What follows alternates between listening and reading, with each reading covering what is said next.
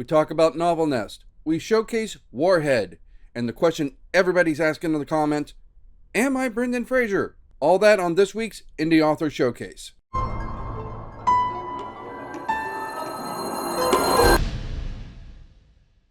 Welcome to the Indie Author Showcase, the podcast by indie authors for indie authors. I am your host, multi-award-winning author Chad Robert Morgan, and let's get started.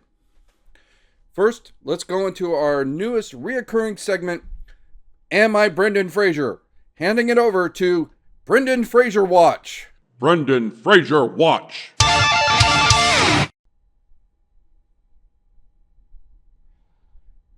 No, I'm still not Brendan Fraser. This has been Brendan Fraser Watch. All right, thank you very much, Brendan Fraser Watch. Now, the first thing I want to talk about is this new app coming out called novelnest.app. If you go to novelnest.app in your web browser, you'll go right to there. Currently, it is set to launch around May 10th. I had a quick talk with the developer. He said basically they're doing a Founding Authors Day on May 10th. That's a tentative date. They have, as of right now, somewhere in the neighborhood of 350 people signed up for this app, waiting for it to launch, and over 800 books submitted. What this app is supposed to be is kind of like Tinder for indie authors. Okay, wait, no, that's not a good example. What this is supposed to do is it's supposed to match the reader with the indie books.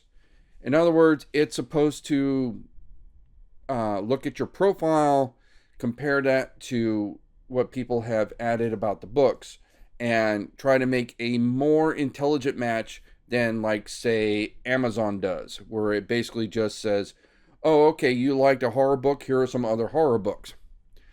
Right now, it is completely free. It's completely free as an indie author to put your book onto the site.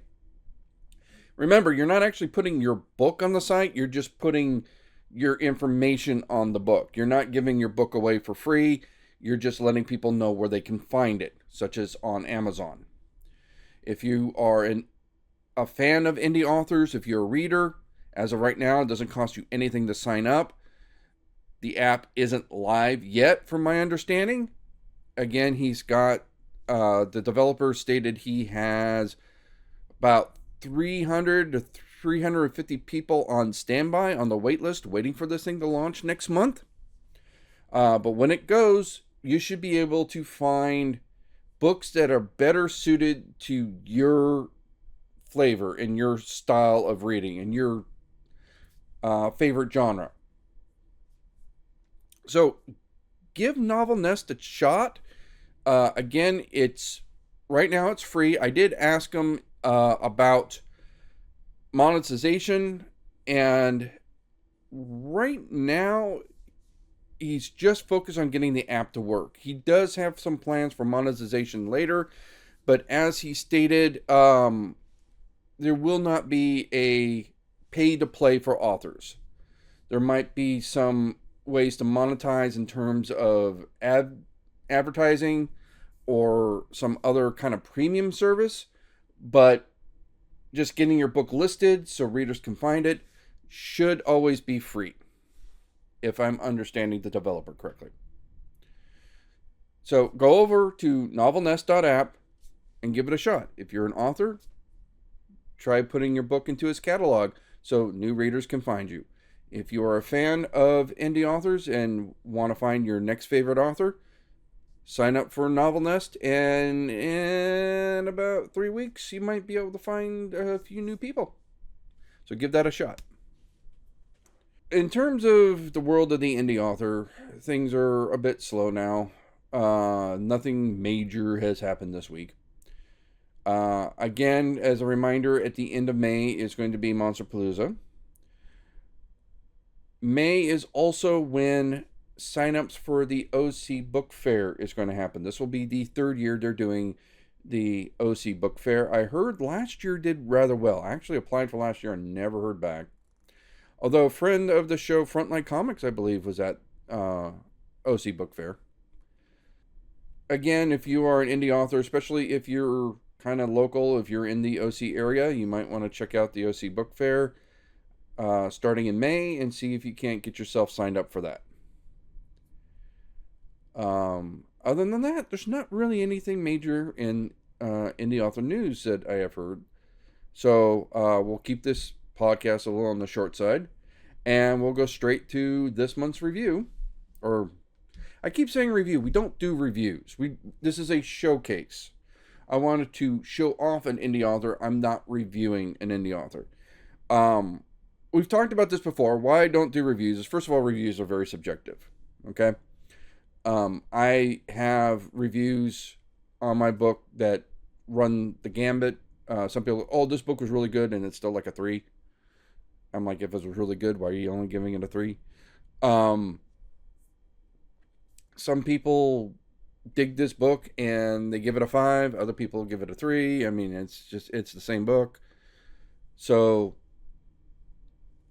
if you are reading something that is more your flavor, you're going to give it a higher rating because it's going to be more of what you want. So, like last week, I did a dark romance book, which was for me a little difficult to get through because I'm not really a fan of male on male spicy scenes, to put it in a way that doesn't get me demonetized. But I still want to be fair to other genres, even though it's not a genre I particularly care for.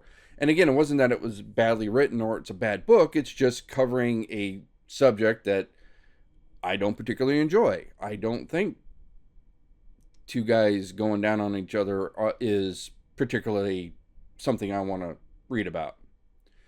But that's a personal taste, right? And that's fine. There are people that look at some of my horror books and say, oh, I can't handle that. It's too scary, or it's too gross, or it's taken on a subject that I think is a little too... Again, I don't take offense to that. That's fine. That's why I try to put it on the cover, right? I joke, my book, The Baby Eater, they're like, The Baby Eater? I was like, we don't do subtle. It is right... This is one of the few times you can judge the book by its cover. It is right there. So I want people to be comfortable with what they're purchasing.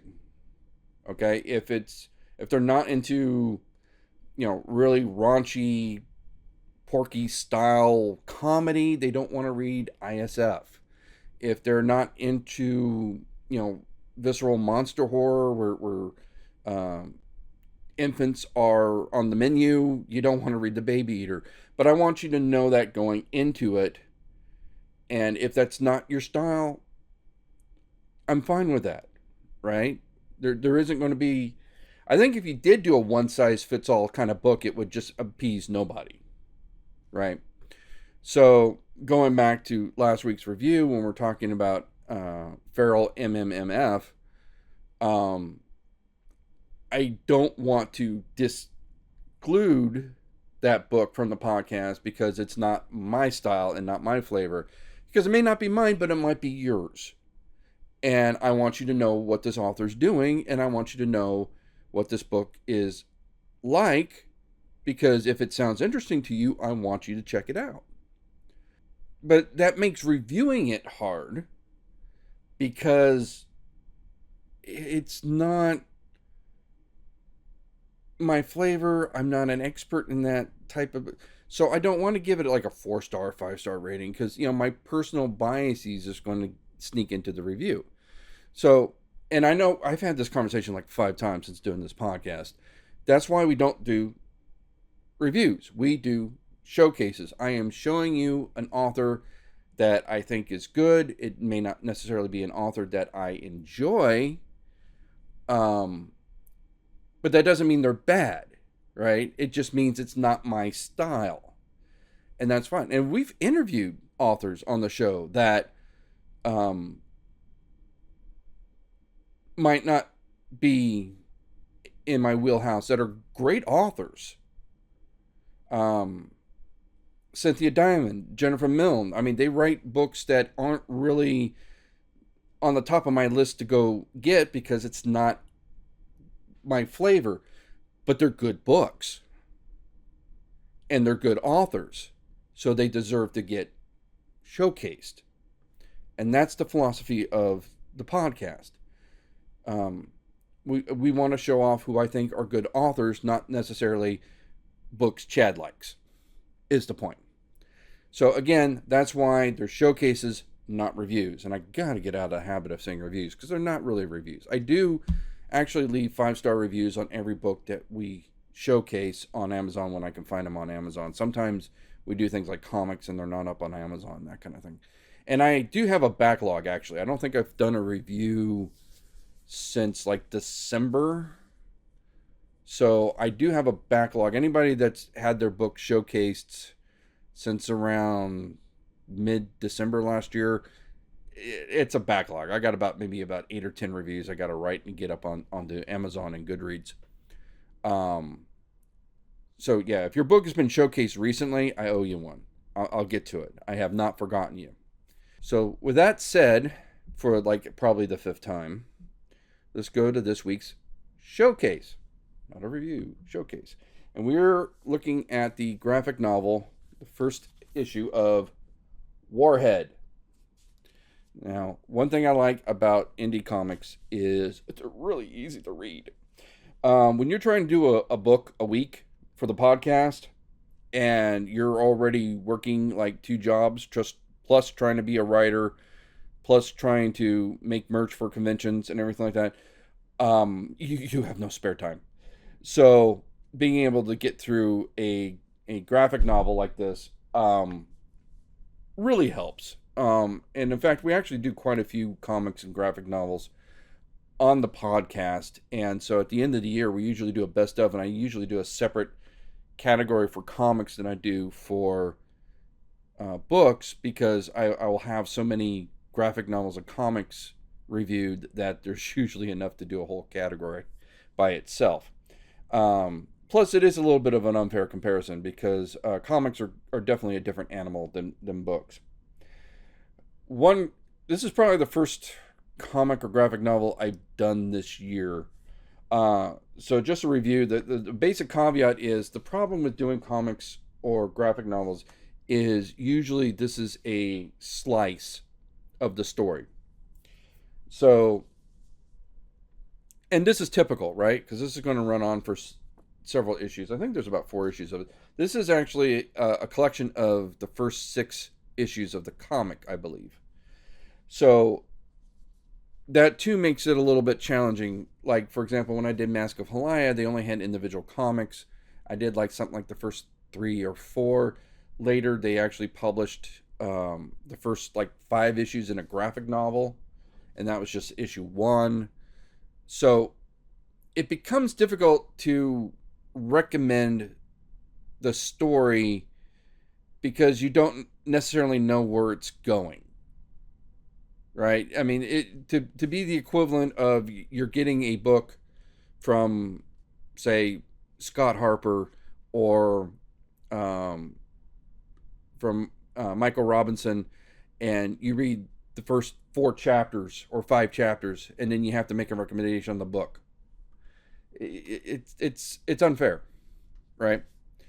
Which is again why we don't do or reviews. We just are showcasing. So, but that's always a challenge with comics. With other comics, like if they're individual issues, I actually read several issues typically, because again, trying to make a fair apples to apples comparison, this book is 6 individual issues. If I just did 1 issue of some other comic, then they're at even more of a disadvantage because it's even a smaller sliver of the overall story. So trying to do this in a fair and unbiased manner is a little bit of a challenge.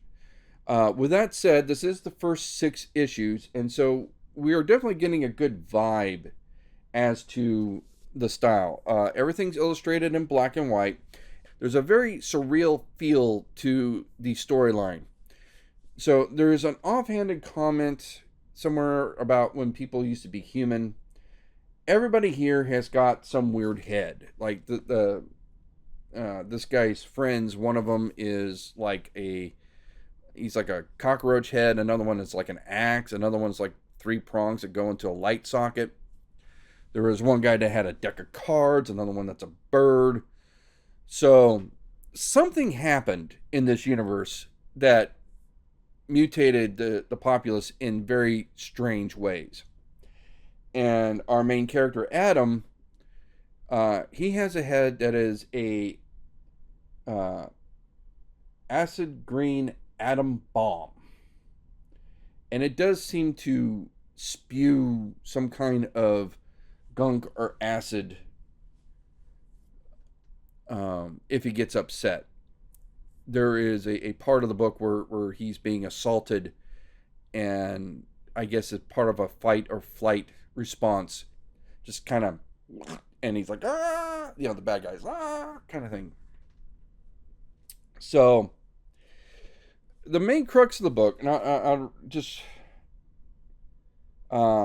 read it from the back here. It says, Adam is an American graffiti artist living in London who has a giant acid green atomic bomb for a head. If he doesn't get his shit together, the world ends.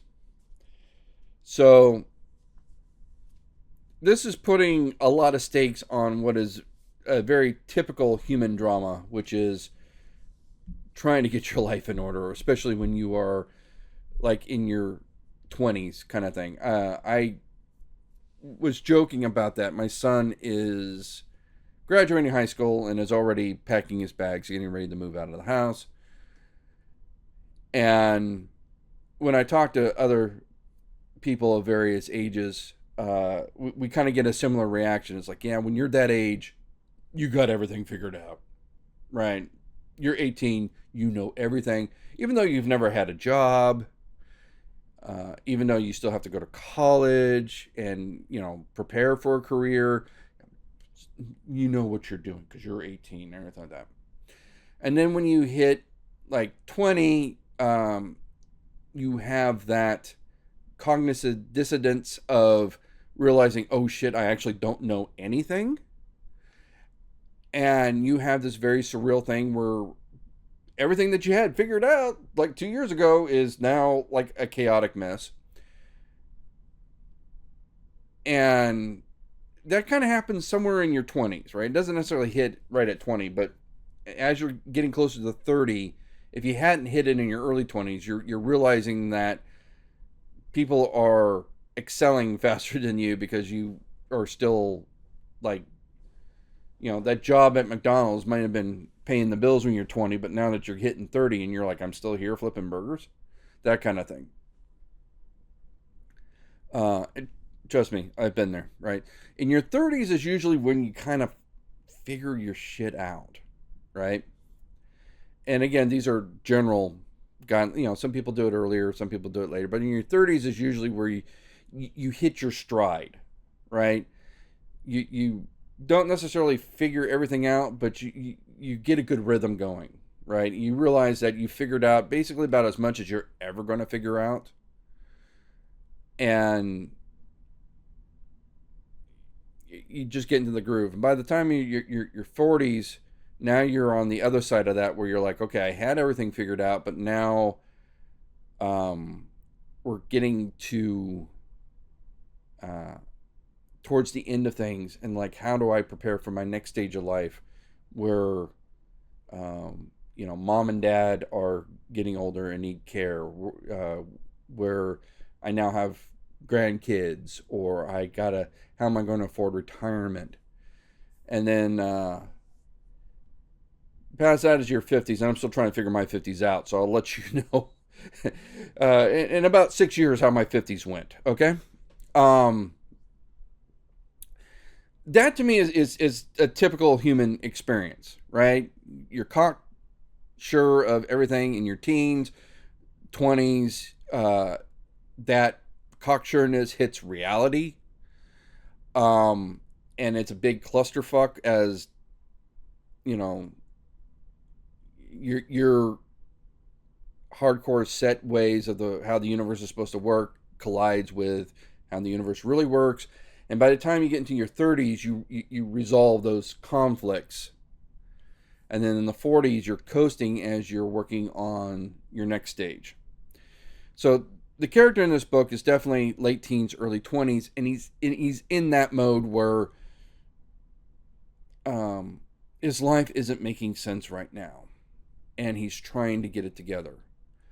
There is drug use in the book. I get the feeling that he's trying to bury his own kind of pain and issues that way. And again, there's also a lot of kind of dream sequences, kind of not dream sequences as like with Aliens where he wakes up and you realize it was all a dream, but just kind of very very reminiscent of Pink Floyd's The Wall, where things were very artistic and metaphorical.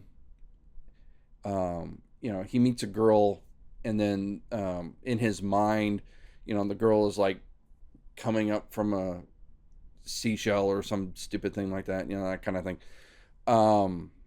That didn't actually happen in the book, but something like that. So it's very artistic and surreal and abstract at times. Everybody's walking around with a meat cleaver for a head or something like that. The artist is trying to say something, I think. It's definitely worth checking out. It is, again, not a straightforward story. Well, actually, the story is a little more straightforward, I think. It is really about a guy trying to figure out his teens. It's like Pink Floyd's The Wall meets Euphoria. Really, truly is. If you're in that age bracket, maybe it might resonate a little bit more for you than it did for me. But I remember my 20s. I remember trying to deal with life and all that kind of stuff. And it's worth a look. It's definitely an interesting approach to telling a story. And I think it's worth checking out. So, yeah. So check out Warhead Volume 1. Katrina Kaj E. Kuntzman, if I read that right. So give that a shot. Okay, we're going to keep this podcast episode really short. Again, not a lot going on. Just a recap. Still not Brendan Fraser. Check out Novel Nest. Check out Warhead. And I'll see you at Monsterpalooza at the end of May. That's about it. That's all that's going on this week, guys. So until then, we'll see you next week and keep on reading.